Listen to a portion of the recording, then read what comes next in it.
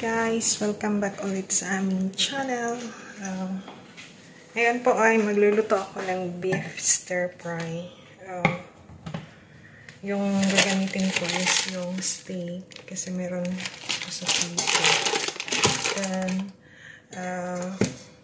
yan lang, broccoli, tapos lagyan ng oyster sauce at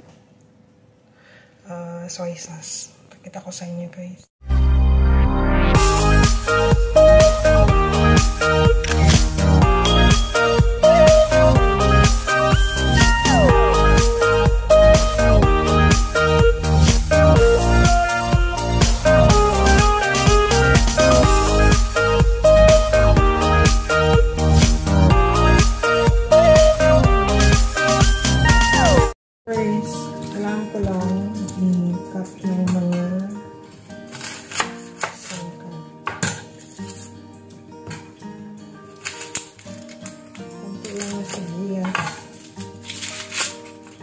Konti lang naman yung karne.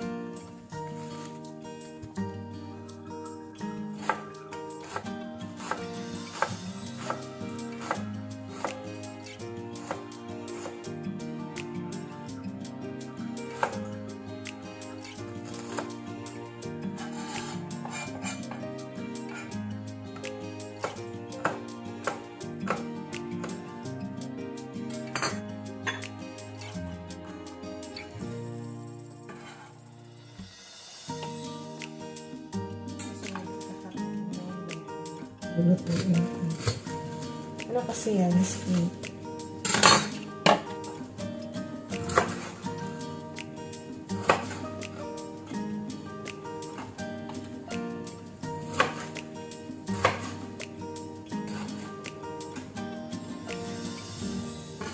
So, ang gagawin ko dito is huhugasan ko lang to. Then, isusok ko siya ng hot water para medyo yung sa Bisaya, pinakurat lang siya. Sinok ko lang siya ng konti ng hot water. Then, iyan ko. Tatapon ko yung tubig mamaya. After 2 minutes, itatapon ko yung tubig. Para hindi siya, mamaya hindi na siya masyadong lulutuin dun. So, parang tap ngayon, tatat ko na ito. Mas maganda guys, nakikat natin yung karne, yung steak, yung medyo frozen siya. Para madali mo lang siyang ikat.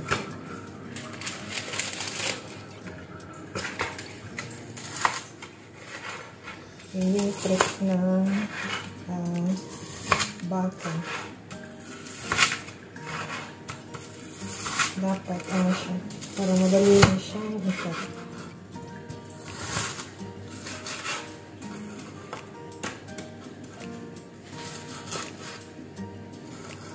Iwain ko lang siya ng medyo manipis.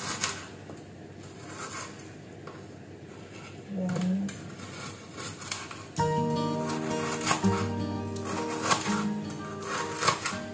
Madali lang kasi siya ikat pag medyo frozen.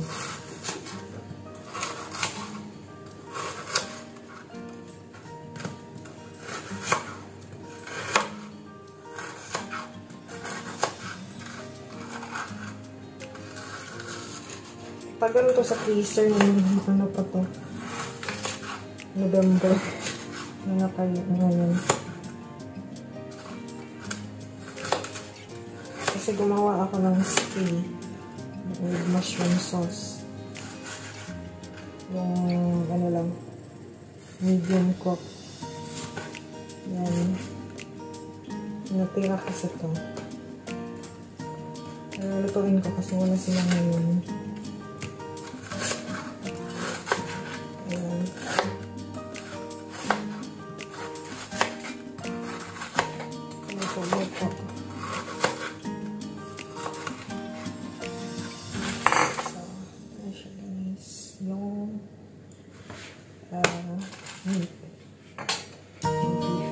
Naglalagay lang ako ng mantika. Stir fry ko ito. Luluto kayo sibuyas. Ngayon guys,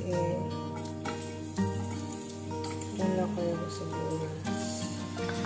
Luluto yun.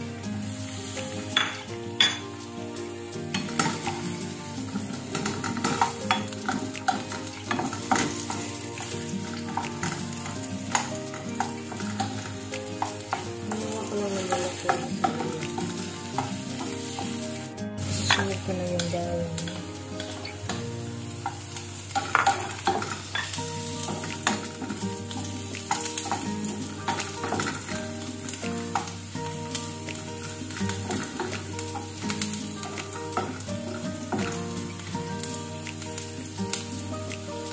Ayan, isusunod ko na yung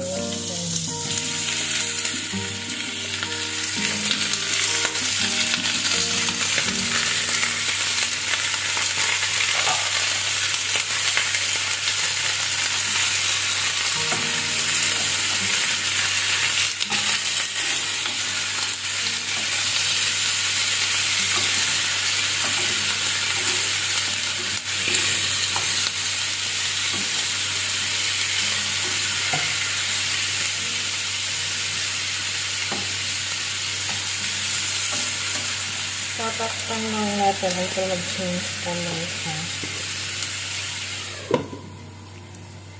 So, ayan, nag-change color na siya guys. Lagyan ko lang siya ng cubes dahil meron na siya tubig. Dahil nga medyo frozen yung karne na ginagamit ko. So, ayan. Then, lalagyan ko na siya ng sauce. Sauce niya. Madali lang kasi to kasi steak siya, hindi to para hindi siya hindi siya parang rubber. Kailangan konti lang yung time na pagluto. So kailangan natin lagyan ng oyster. Lagyan ko lang siya ng oyster sauce. Then maglalagay ako ng soy sauce. Then, maglalagay ako ng peppers. Ang gagamitin ko is yung peppercorn. Kasi gusto ko yung mahalo siya.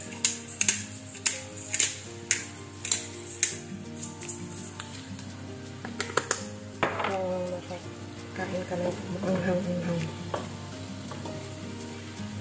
So, yan. I-mix ko lang.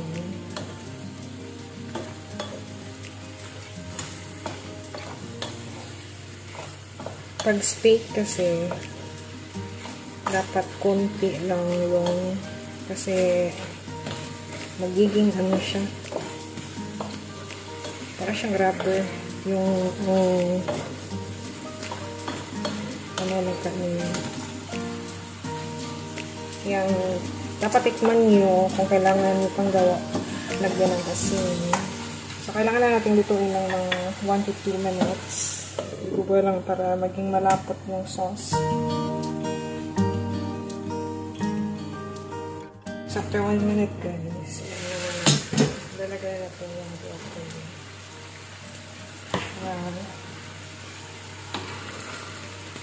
Yun na lang natin. Sinok lang natin ng konti sa hot water. Sinid naman na lulutuin natin kasi pag diretso mang lalagay yung tatagal pa. So after 1 minute pwede ka nang kumain. So after 1 minute tapos na yun, lagyan mo lang ng toppings sa toppings. Pwede rin onion or so yan na siya guys. Kain pa tayo guys.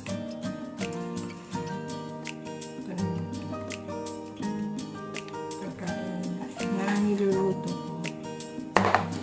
Kain pa tayo.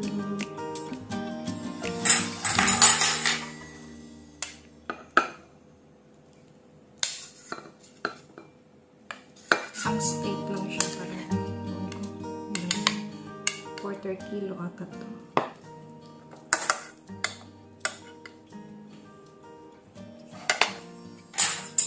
Linis kasi ako, kaya late na ako na tanghalian. So, kain tayo guys. Kailangan ko pang tapusin yun. Hindi ko pa kasi natapos maglinis dun sa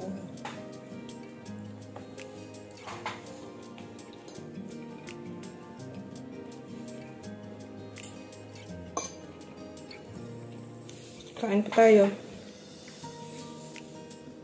Saka lang kasi ako makapaglinis ng